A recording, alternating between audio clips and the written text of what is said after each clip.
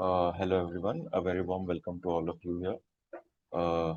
So the summer internships are progressing and the curtain raisers are in a few days. And I am from Communication and Journalism Cell, I am Calcutta, and we would like to extend our warm welcome to everyone and wish you all a very good experience in the summer internships.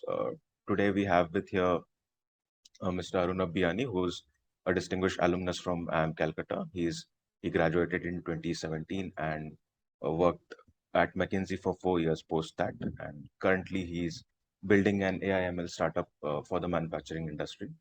And a very warm welcome, Aruna. Thank you so much, Prakash. Great to be here. And it's glad to have you back at Calcutta. Always a pleasure. I think from your experience in 2017, you would remember the feeling that despite the high levels of preparation that the students go through, knowing that weeks have gone by in readying themselves for this phase, they always feel that there is still a lot more that could have been done. And we as PGP2s try a level best to convince them that they have to remain confident in their own abilities and remain calm. However, there's still a lingering sense of nervousness that does prevail. Perhaps you could share your advice on how to overcome this feeling so that they can give their best on D-Day. Yeah, no, I very well remember this time. I think there are multiple things that sort of increase anxiety at this time, right? And it's very important that you do not let them affect you so much, right? There is a lot of rumors that go around that this is what the company is looking for. And trust me, through experiencing multiple placement processes, none of those rumors are true. At the end of the day, they should really look that a company is here to hire good talent. And personally, being on the other side of table, looking to hire talent, I know that it is very difficult to get good talent. The fact that the students are at IMC is an indication that there is a good brand and they have made it so far. So I think one, definitely have a lot more self-belief. Second, rest assured that none of the rumors are true. How much ever they are told or circulated, none of them is true. And third is just take your mind off, just focus on the basics. All you need to do is essentially know very well what you have in you and just showcase that to the recruiter, right? Because see, ideally it's a mutual benefit, the interview process, right? It's not that the companies are the masters here and you have to sort of crack the interviews. They are also looking for people who are good and they are more excited to hire more people. So I think it's very important to just focus on the basics. You have prepped so long for almost like an entire 4 months. Last few days of rambling will not get you there. It's very important to just take few breaks. Just brush up on your personals. I would say one advice is every recruiter will ask you, tell me about yourself, right? And that's the first question, which is an icebreaker, right? Just be very clear with that question and rest all will just flow through, right? The interviews will just flow through if you start on the right note. So I would say only brush up your tell me about yourself and rest all just relax. You have done enough. And I'm sure you will go out there and shine. Yeah, definitely. I agree with that and concur. And I think at this point, all rationality aside, nervousness is somewhat habitual to us as the important days approach. And we were discussing in the classroom the other day that to break a habit, you must form a new one. Perhaps we could talk about our own methods of coping with last moment jitters. I remember for a fact that for the last 2 days or so, I put away my prep books and my prep notes and enjoyed the campus walks and the calm and serene that it brings with itself. This seemed to be the common advice. Was it the same in your time, or what was your way of taking your mind off the pressure?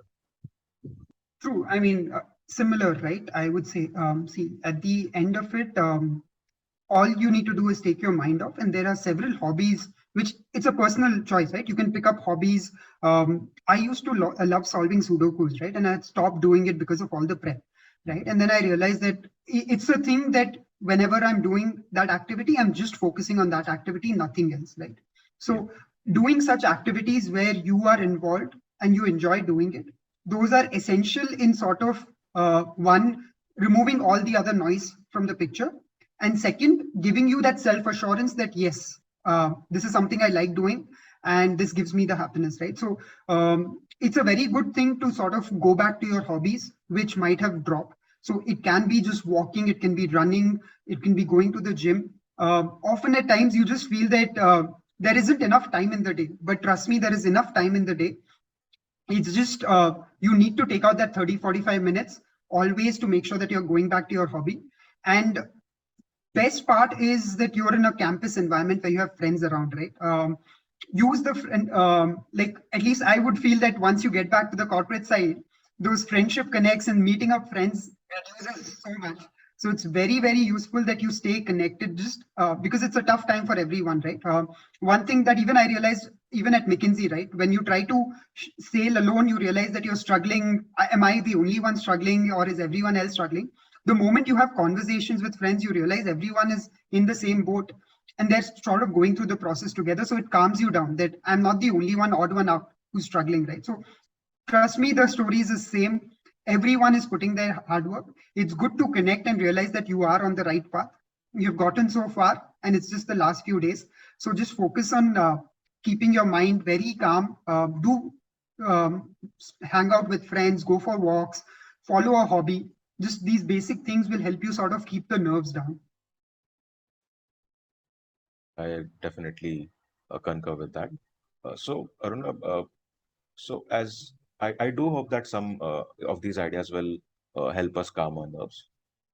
The days seem to fly by very fast as the D-Day comes closer, and Yeah, this time the placement processes will be offline, I guess, after 2 to 3 years.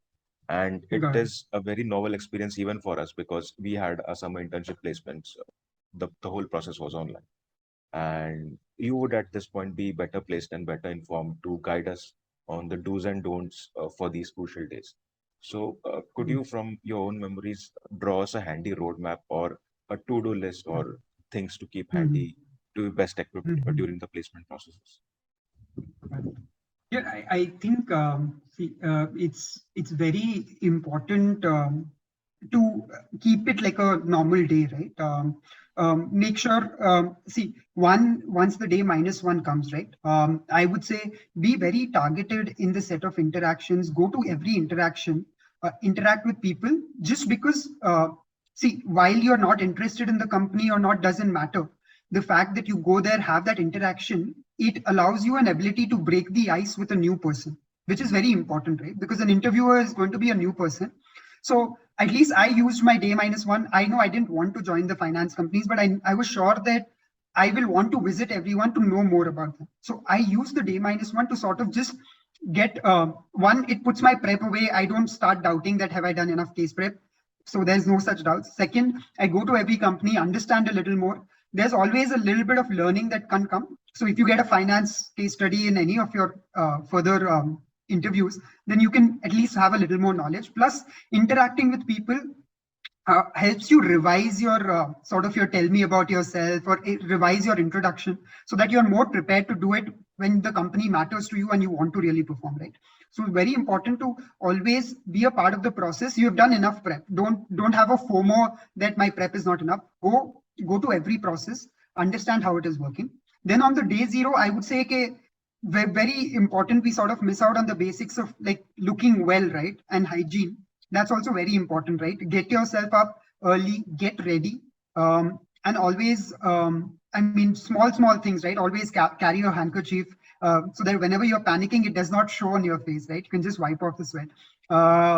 And smile and go into the interview, because I think the thing is that you are not supposed to take that pressure because it's an equal thing, right? A company is looking to get good talent, and trust me, there's a lot of demand for good talent. So they are very eager to hire more people. You should just be confident and have that self belief that I've prepped enough. Go into an interview with a smiling face. And it's okay if you like sort of get asked a question which you're not immediately able to answer, right? So Yeah. it's okay to take that 1-2 minute, even when it's in person, right? Some people might have that feeling that it's in person, you have to continuously engage the interviewer. No, that's not the necessity, right?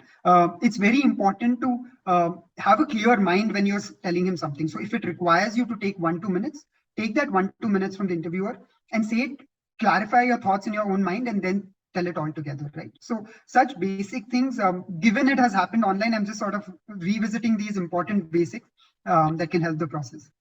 Uh, Thank you, Arnab.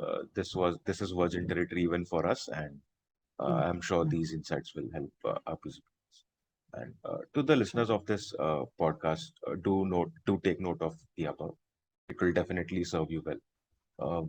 While also while waiting in the last few minutes, uh, it is to know what you will be facing, and the perspective of the individual on the other side of the table is very important.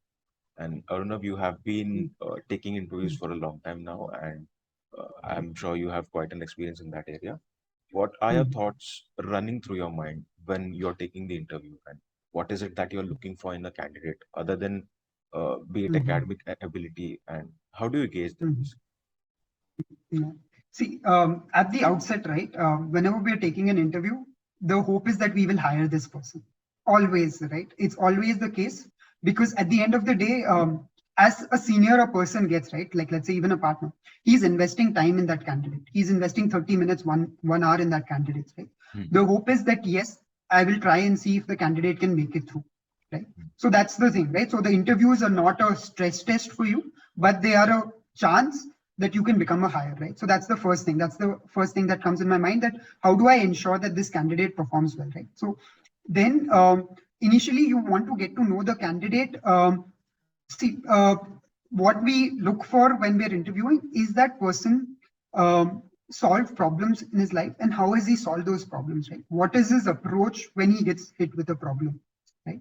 So that's the core thing, right? Because see, at the end of it, every company is trying to solve a problem. Some require certain technical skills, but the core thing we evaluate is on intrinsics, that how a person is able to solve a problem, right? And that's why a case study is used to do that. But in other examples also, in their past experience, I try to understand where did they hit a roadblock, how did they approach that roadblock, how did they solve it, right?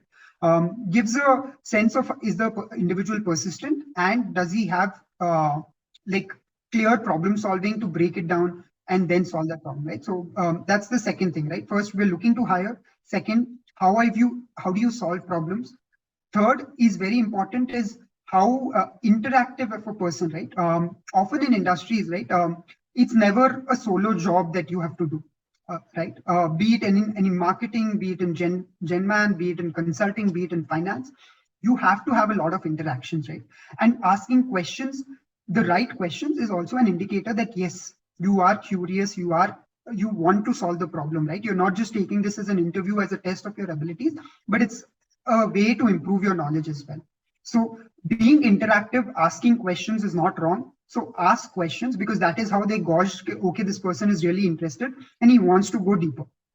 So that's another thing, asking questions, being interactive. And at the end of the day, always have a smile on the face. Like if a person is sort of tensed and worried, it does not, like, you try to calm him down. Obviously, I can understand that. Even I, saying that, I was also on my day zero nervous going into an interview. But the interviewer at that point of time, like he said, just smile. It's okay. You're here right now. That's all that matters. Right. So it's very important to just calm your nerves when you sit down, and trust me, it's more likely that you will get hired than not hired. So just give it your best shot. Yeah. I don't know, but at this point, what's interesting at that is that there are multiple qualities that an ideal candidate would have to possess. That Mhm. might, however, always not be the case because and how do you prioritize or rank these qualities? More specifically, what is the balance between academic and non-academic, let's say, soft skills for that matter? Uh, Look for you. A common notion is that a prior or the present academic performance is a make or break for certain candidates. Is that a myth, or what is your perspective as an interviewer? I think going into the interview process, it's completely a myth, right? Because see, the fact that you could get a seat at the table and get a seat at the interview means that you have met those criteria, right? So in the interview, it's not important that your academic performance is good or bad, right? Trust me, I will, whenever I have taken interviews, and if I've shortlisted that person for the interview, then I do not ask him about his academic performance. All I want to understand is how has his experience been, what has he done in the past, what are some of the challenges he's faced, right? So academics do not come into the picture at all once you're there at the interview table, because all those have been taken care before. So very important to not get worried that my academics are poor. If you have gotten a shot at the table, that's not what they're looking for, right? They're looking more for your experience. They have seen that there is a potential in this candidate, and I want to understand more from his experience. So it's always the experience. And even given that there are a lot of freshers, it doesn't mean you need professional experience, right? It is experience in college. I myself was a fresher when I gave the interview with McKinsey. It's more about your experience in college, in experiences in doing tasks, right? Whether be it you were a part of any club or any society and you carried out some roles and responsibilities, that's also an experience, right? So it's about framing those things and explaining why you did when you did it.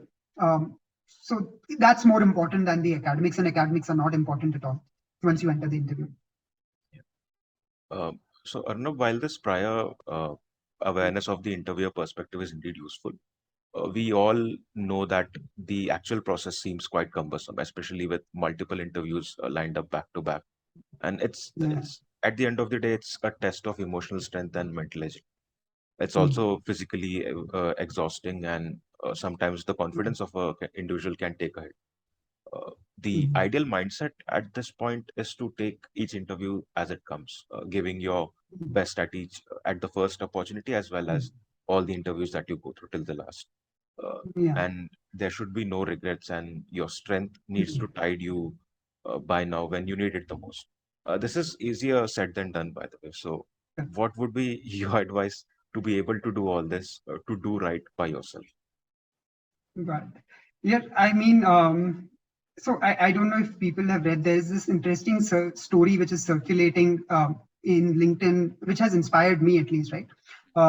It talks about the survivors of 9/11, right? Those who did not make it to their office on time and their lives were saved, right? And what were the reasons why they did not make it, right? While I don't want to go through the story, but the most important part of it is you are where you're meant to be, right? That faith that wherever you are going, like it is, just go there. You are meant to be here. It doesn't matter the rejections you have had in the past. Maybe those rejections led to you to a better point where you got a better company. And once you start joining and start working, the career is very long, right? It's a 30-40 year career after doing an MBA. So like 6 months here and there will not really matter. And it's very difficult to get that long-term picture sitting there, right? But that's where I feel a small thing that you are where you're meant to be. So if you get rejected, it's okay. It wasn't meant to be that you would be in that organizations. There's several more organizations waiting for you. You will definitely find your best organization that works for you, right?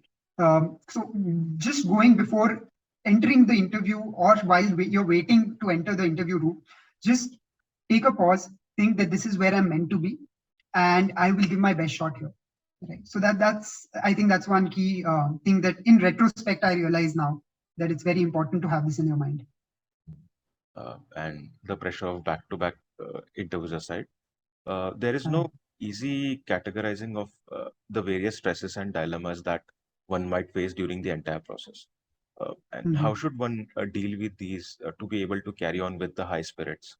For example, should they reach out to seniors or their peers, mhm, or have a belief in the placement process? Or how do they not lose the nerve, and how do they make sure they do know mhm, this, but they don't accept the fact that they're not alone in this process? But so how do you face mhm. that and carry on with the high spirits? Yeah, I think it's good to be around your friends, right?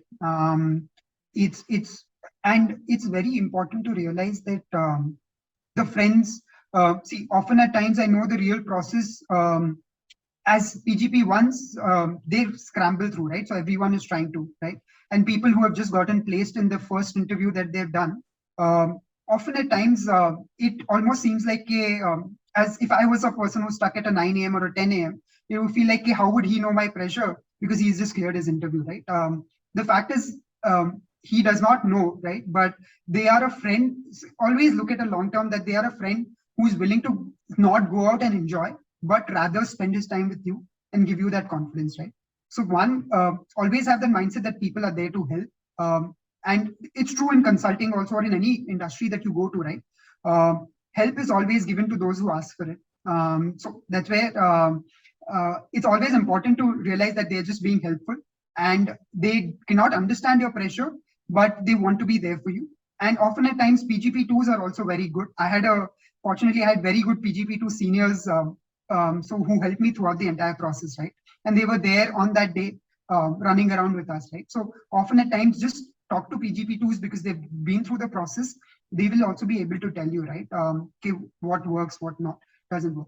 Just be open to hearing. Do not feel that this is my pressure and nobody will understand. Trust me, people do understand, and they're there to help, right? And it's like Joka is known for its tribe, so that's something that you should always hold. You mentioned a very important point there, Aruna, about Joka. Right, I Mm, think that just sums up one very, very important part of the MBA, that is the summer placements. But mm, and even though we have talked a lot about stress and pressure, but beautifully we ended up talking about the culture of reaching out and of solidarity mm. in Joka. Let's talk Correct. about your best experiences or memories of this process. And for us, I Mm, know that Joka culture, as I define, mm, shown through mhm. truly in these days, in the stressful days. Correct. How do you define the Joka culture? Yeah, I mean, it's nobody, like, I think the biggest moment is, right? Nobody enjoyed after their placement, right? Everyone who patiently waited till day two, ensuring that each and one of their friend or any batchmate gets placed, right? Hmm. I think that is truly the Joka culture, right? That we will leave no one behind, right? And trust me, that's what happens, right? Everyone who's getting placed is happy, and he's happy for 15 minutes, and then he goes back, okay, who's not placed, where are my friends, let me go help them out, right? Or where are the people stuck, which processes are going on, which companies are interviewing, so they just go outside, and if it's a friend or a batchmate, they're there to motivate, right? So it's always help help till everyone is through, right? So I think that's truly what, the moment when everyone gets placed, you can really feel the vibrations in the air, because everyone is sort of either thumping the chairs or the tables, and you really know that everyone is placed, right? Till then, there's nothing. Yeah. Uh, we have ended on quite a positive note here, and talking about and experiencing the Joka culture always brings a smile to my face. I have seen it, I'm sure you have seen it, and soon the 59th batch will witness it.